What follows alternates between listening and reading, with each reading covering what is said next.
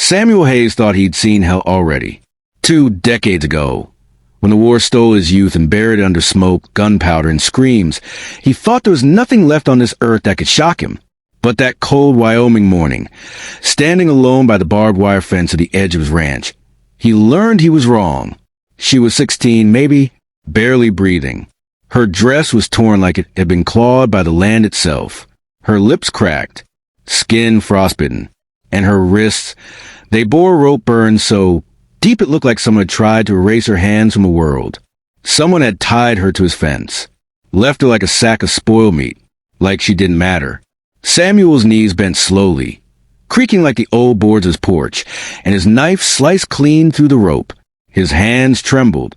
20 years alone on this land, by choice, not accident, and now this girl who shouldn't be here. She stirred just as the bonds fell, jerking away from him with animal panic in her eyes. "Don't touch me," she cried. Samuel didn't. He stayed crouched, palms raised, the cold biting his knuckles. But he'd seen the bruises, the way her body leaned too much on one side, the defensive coil in her spine. She wasn't just lost. She'd been hurt bad. "Easy now," he murmured. His voice was gravel and wind, gentle despite the size of the man it came from. "Ain't gonna hurt you." She watched him like prey watches a hunter, eyes glassy, wild. But something in his face, maybe the way time had weathered it without breaking it, made her pause, made her stay. She didn't run. "What's your name?" he asked. Her mouth trembled before she answered, like the word itself weighed more than she could carry. "Emma." Samuel followed the tracks away from the fence with his eyes. Fresh wheel ruts in the frozen dirt, vanishing toward the tree line. Whoever left her had done it while the moon was still up. They hadn't expected anyone to find her in time. And in this territory, that meant wolves or worse. "Who did this to you?" She looked down, still, not blank, not forgetful. The look in her eyes was precise, deliberate emptiness. A curtain pulled over something far too loud to live with. "My father," she said, and those two small words hit Samuel harder than any cannon fire ever had, because he knew that look, knew what it meant to be hurt by someone who was supposed to protect you. He carried it in his own mirror. He stood, every bone and muscle tight. He could take her to the sheriff. Let the law deal with it. But Morrison wasn't the kind of man to meddle in family business, especially now that the family had money or influence. And there was every chance the girl would be handed right back to whoever tied her up. "Can you walk?" he asked. She nodded, slowly, painfully, but she stood. Samuel didn't touch her, just turned toward the cabin and said, "Come on then, let's get you inside." But before they could take 3 steps, he saw them. Dust clouds on the horizon. 3 riders, closing in fast. Samuel squinted, his breath fogged in the morning cold. Whoever was coming wasn't riding casual.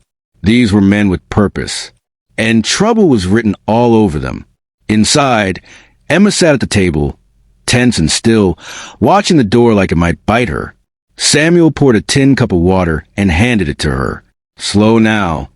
She drank, the cup rattling against her teeth. He lowered his voice. "Those men coming, they with your father?" Emma didn't answer with words. She didn't need to. The look that flashed across her face was pure terror. "He's coming back for me," she whispered. Samuel turned to the window. "Your father?" "I was payment," she said, "for his debts. But he changed his mind. Said I wasn't worth the shame. Said whoever took me would regret it.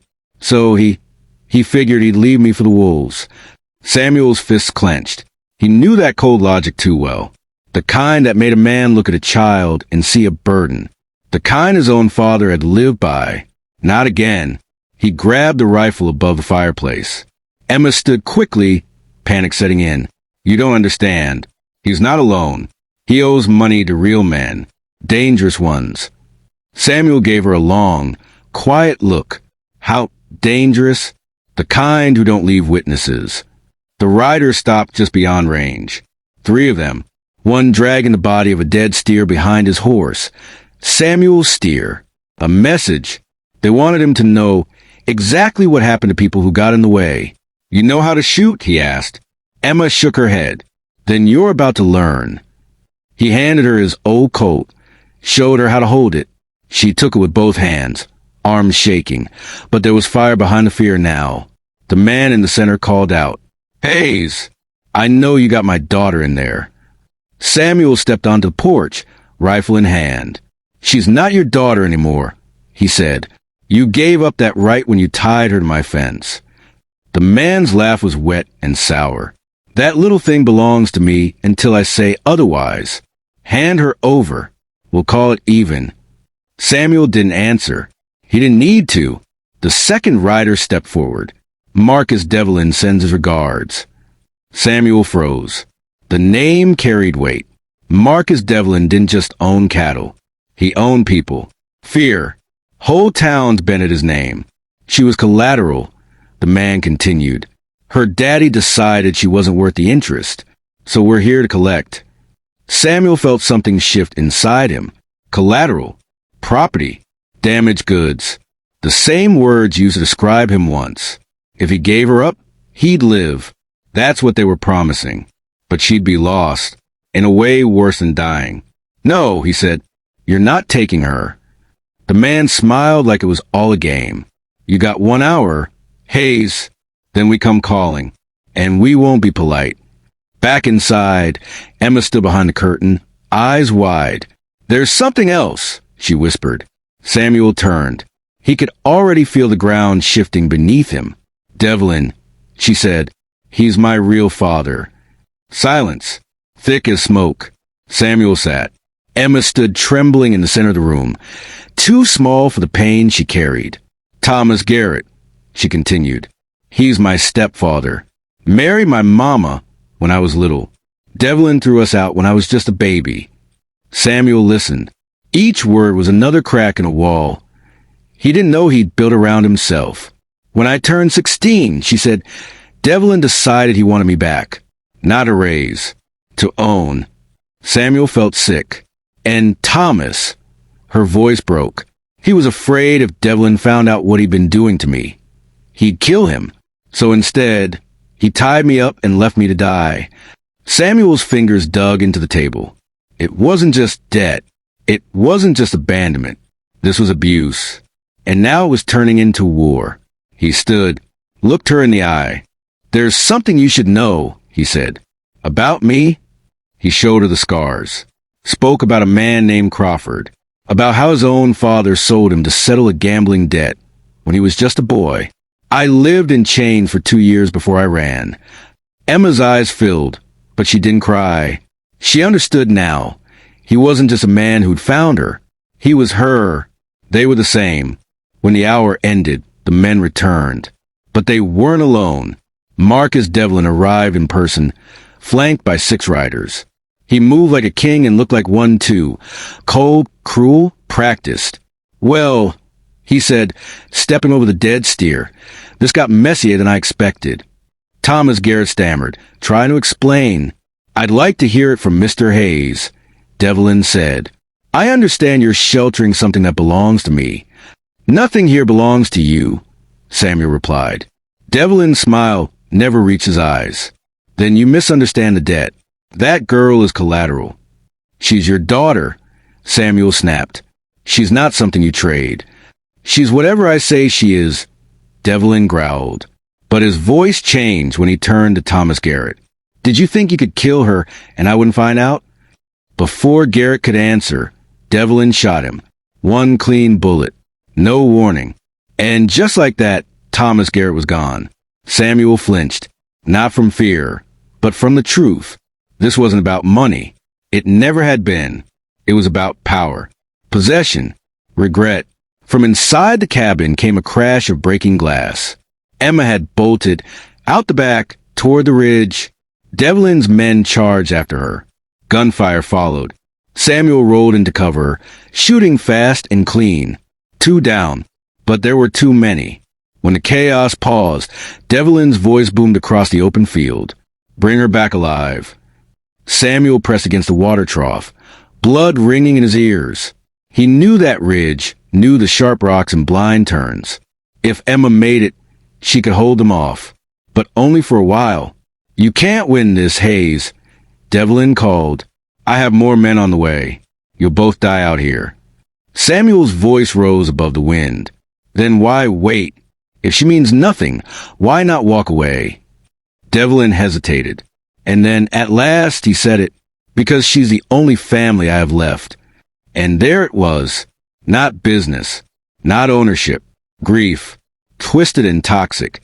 But real. A shot rang out from the ridge. Another rider fell. Emma was still fighting.